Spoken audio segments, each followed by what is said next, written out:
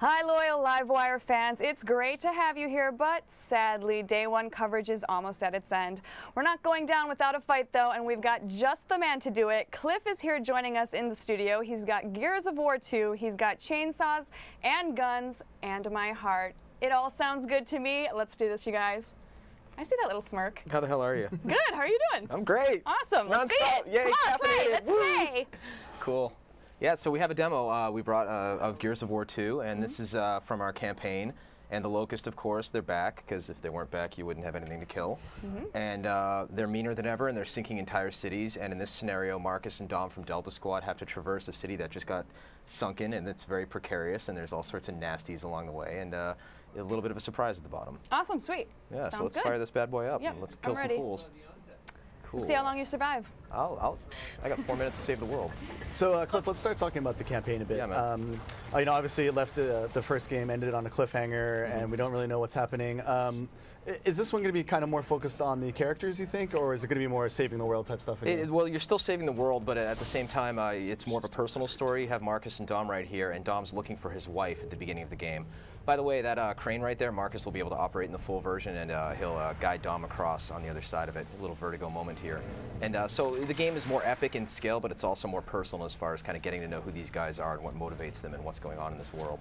Obviously, co-op is going to play a huge part in the game. How are you going to work out the storyline when playing co-op? Is it still going to be the same sort of cutscenes and things like that? Yeah, I mean, cutscenes sometimes get kind of a bad rep, and you know, for me, narrative-wise, it's just one of the other tools that we use as designers to kind of like tell the experience of what we're doing, right?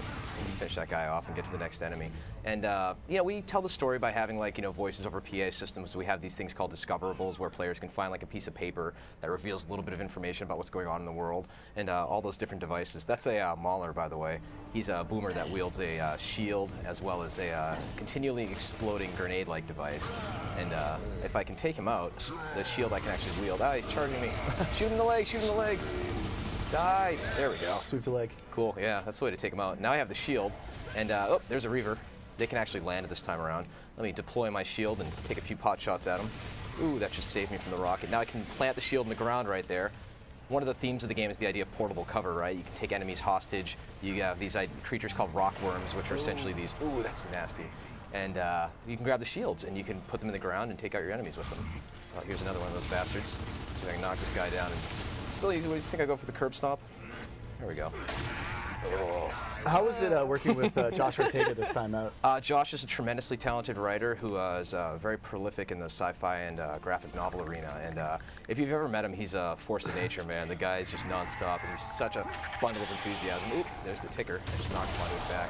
Oh, and here's our Scorch drone. You can blow up his backpack, by the way.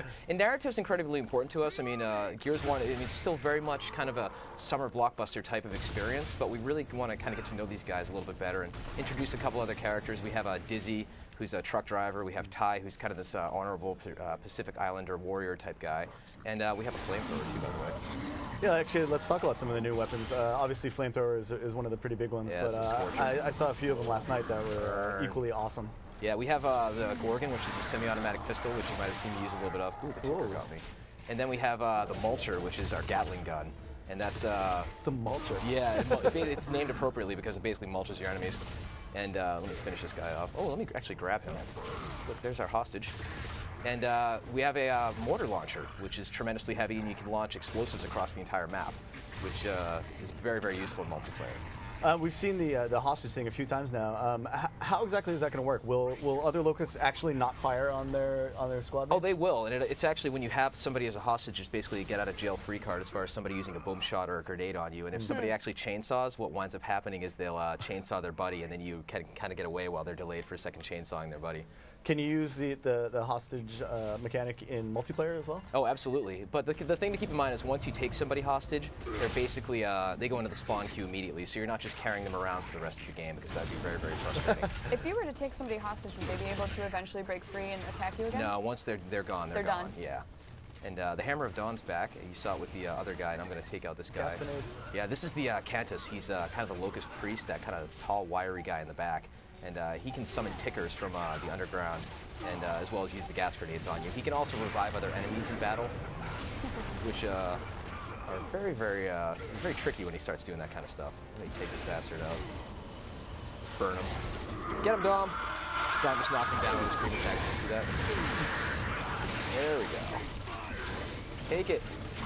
So the in the multiplayer, there's also a new mode called mode called Horde. Yeah, basically, so what we wanted to do is have a. We love co-op, right? And we still have 2 players in the main co-op campaign, but we also wanted to kind of expand upon that by having a 5-player mode called Horde. And I'm going to actually finish this guy off right here and tell you about that. So it's basically 5 players against wave after wave of Locust, and I like to pitch it as kind of a Geometry Wars meets Smash TV mode. And we had some great hands-on time with journalists last night. Everybody was hooting and hollering and dealing with the wave after wave of Locusts that are coming after them. Right here you can see the crowd system at play in the latest version of the Unreal Engine, and there's a Brumac in the middle of that, and I'm going to grab the mulcher gun that we talked about. You can see it's very heavy and it has a little bit of encumbrance. And I'm going to mount it on cover and just start unloading on the crowd and finishing them off. I can actually cool off my gun by holding the right bumper. You can see the steam coming out too because it overheats. And then the Brumac's unloading on the building here, and the building eventually collapses on the entire crowd, kills a lot of them, and then, as you'll see in a second, has a little bit of a surprise. Got to get out of the burning building first. It's starting to look like Backdraft up in here. Nice fire effects and everything. How is to go back to the Horde a little bit? Yeah, to go back to Horde a little bit. How's it going to work as far as getting through one level and then you go to the next one? I assume it just gets harder and harder. It does get harder and harder. We're looking at about 50 waves right now, and we have all sorts of different types of enemies that start coming in, and we kind of ratchet it up to the next level, so it gets a lot more challenging. And then the elevator's sideways here. And so what winds up happening is we bookmark after 5 waves, so you can basically try and play through and get on the leaderboards. And once everybody holds up, it's a ton of fun. Let me just say that I am big onto small details in games, and the side winding elevator with the falling building to me is nicely done. I love the little audio of how it sounds all sir. screwed up when it's like the elevator music and it's like brrr. There's the Brumac, by the way. He's trapped, and if I can get around to the side of him there. Yeah, let's get to the surprise, and then we're gonna have to wrap. Yep. We're wrapping up right to the end here. Can we just stay here and play though after we're done? Oh, yeah, dude. If you slip me a few bucks, I can actually give you a copy here. Nice, nice. So let me just finish this guy off here, and this is the driver of the Brumac. Knock him out. Boom. And now, looks like I might be able to actually climb in the back of that and potentially use it. If only we could see that. Well, we'd love to show that. We don't want to spoil everything. Right. Here we go. Awesome. We could ride it. Speed this whole operation up. Reavers were one thing, but a Brumac? If they can ride them, so can we.